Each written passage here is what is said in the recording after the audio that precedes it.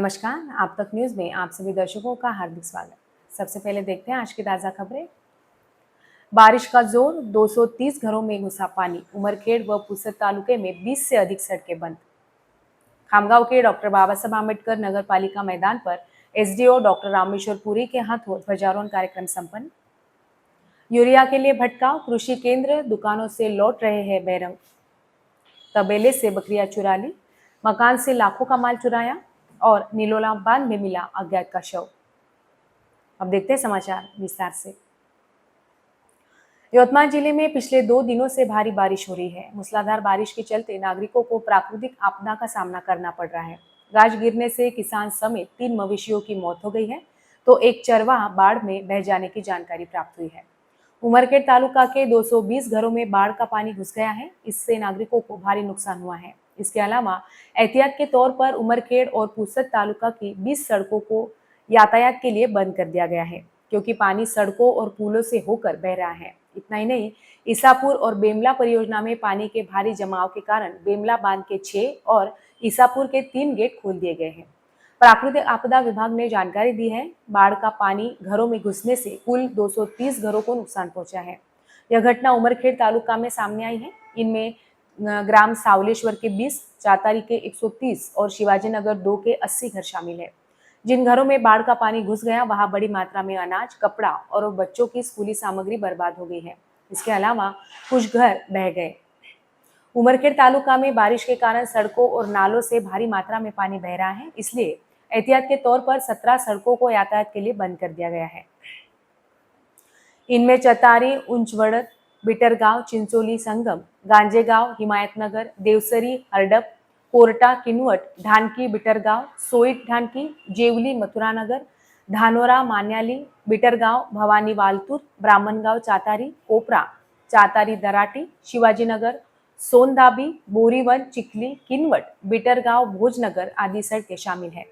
इसके अलावा पुसद तालुका में शेमार पिंपरी, ईसापुर, धानोरा, बड़गांव और हिवलनी आदि सड़कें बाढ़ के चलते यातायात के लिए बंद है। बारिश के कारण पुसद तालुका के ईसापुर बांध में पानी का भारी जमाव हो गया है, इसलिए एहतियात के तौर पर 16 अगस्त को बांध के 3 गेट 50 सेंटीमीटर तक खोल दिए गए। इसके 4,988 मिलियन क्यूबिक मीटर पानी छोड़ा जा रहा है। इसी तरह बाबुलगांव तालुका में बेमला बांध के 6 गेट 13 अगस्त को रात 10 बजे 25 सेंटीमीटर तक खोल दिए गए। इससे 126 मिलियन क्यूबिक मीटर पानी छोड़ा जा रहा है। 15 अगस्त को सुबह 9 बजे भारत रत्न डॉक्टर बाबा साहब आम्बेडकर नगर पालिका मैदान पर 79वें भारतीय स्वतंत्रता दिवस के उपलक्ष्य में आयोजित शासकीय ध्वजारोहण कार्यक्रम संपन्न हुआ।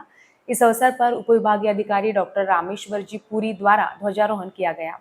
इस अवसर पर पूर्व विधायक दिलीप कुमार सानंदा, नाना भाऊ कोकरे, सागर फुंडकर, संजय शिनगारे, चंद्रशेखर पुरोहित तथा सभी शासकीय अधिकारी, पुलिस अधिकारी, पत्रकार और नागरिक बड़ी संख्या में शासकीय ध्वजारोहण कार्यक्रम में उपस्थित थे। इस अवसर पर पुलिस विभाग, एनसीसी कैडेट्स स्कूल के विद्यार्थियों ने झंडे को सलामी दी।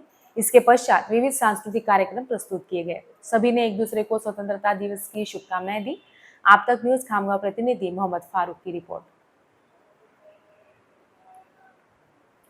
मारेगांव तहसील के नागरिकों का खेती मुख्य पेशा होने से यहाँ किसानों की किसानी ही लाइफ जीने का मुख्य उद्देश्य है। ऐसे में एन समय पर किसानों को कपास की फसल को दवाइयां देने हेतु यूरिया ना मिलने से किसान भटकते नजर आ रहे हैं। आदिवासी इस तहसील में आदिवासियों की अधिक खेती होने से गरीब तबके के अनेक किसान इस तहसील में हैं।